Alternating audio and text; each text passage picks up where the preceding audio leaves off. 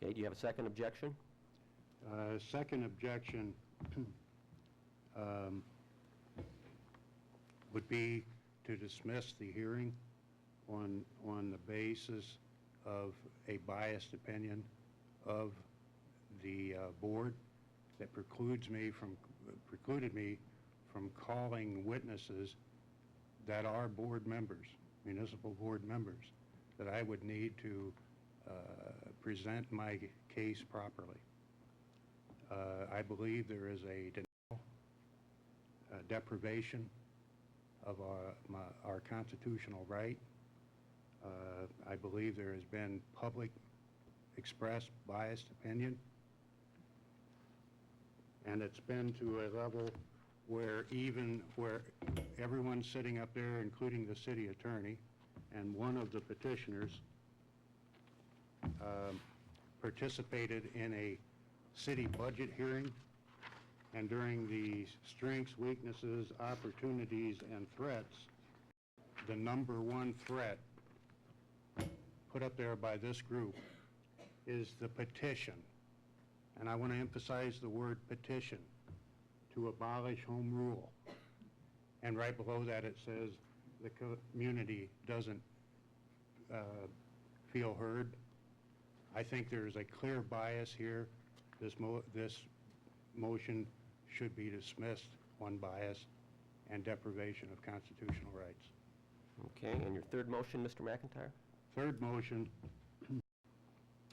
is it is fairly obvious that Mr. Castle and Mr. Larson didn't sit down together and share a bench and type the petition together, their objection together.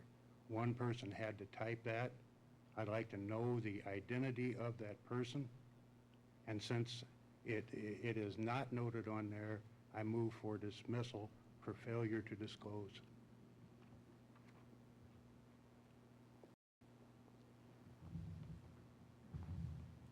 So your motion there relates to the fact that it's not disclosed as to who actually did type the objection as it's been stated. And the person who prepared that document should be identified.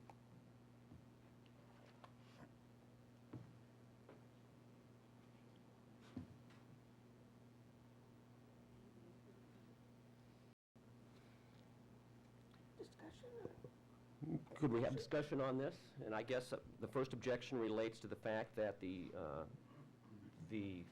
objectors did not notarize the objection. And does that stand up in case law as a reason for dismissal? There is nothing in the election code that requires that an objection be verified. I noticed that the objection itself states that it is verified, but it is not notarized, and I agree with Mr. McIntyre on that point. But since statute, and I'm referring to 10 ILCS 5/10-8, does not require that a objection be notarized, I do not believe that the motion to dismiss is well taken. Discussion among the panel?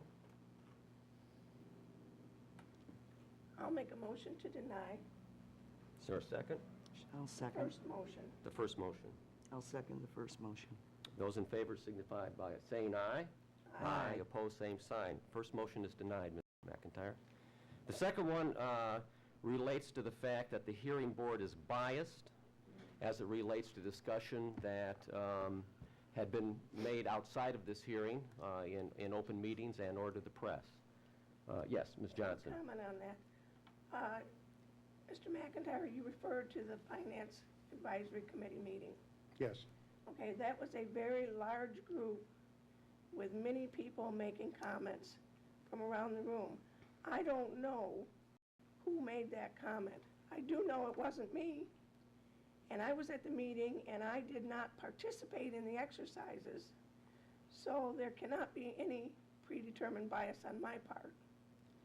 I have not made any public comments concerning the outcome of this, but along with that, I will say that as individuals, we all have our individual opinions on different things, and I think as citizens of the community, we have a right but I don't believe that it will affect us here in doing what we have to do, which is required by law.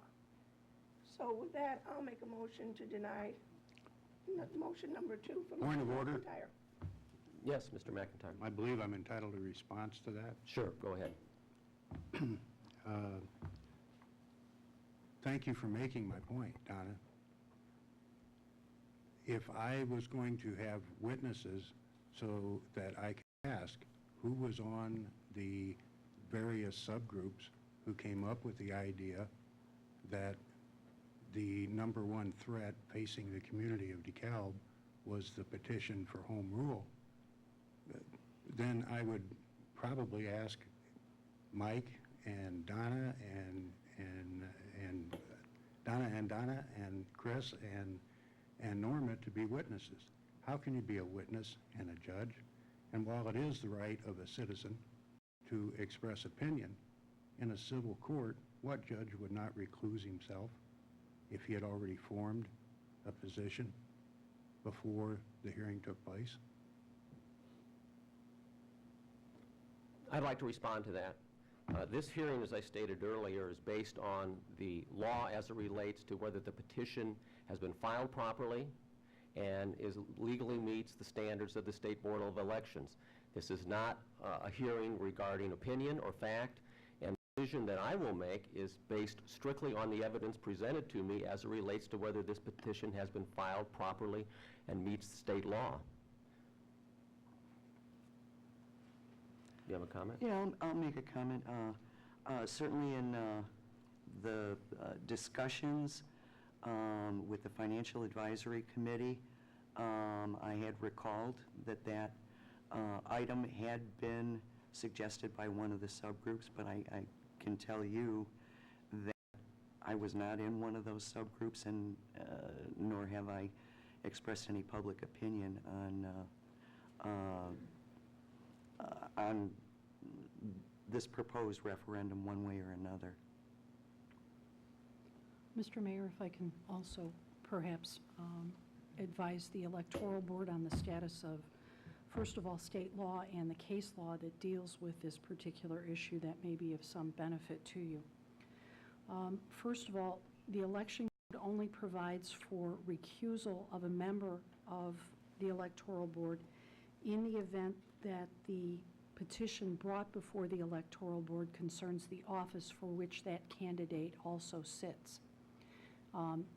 As far as an example, with regard to the mayor, if this had to do with an objection to a nominating petition for the office of mayor, the mayor would not be able to sit on the board and would have to recuse himself, in which case the second longest serving alderman would be sitting in his place. In addition, the case law that has interpreted this, of course, verifies that due process is something that's afforded to persons attending administrative hearings, of which this is one. But the case law is clear that there has to be a substantive due process violation before the disqualification of a member will take place. And if I can perhaps tell you about some of the recent cases that have interpreted this particular section of the election code,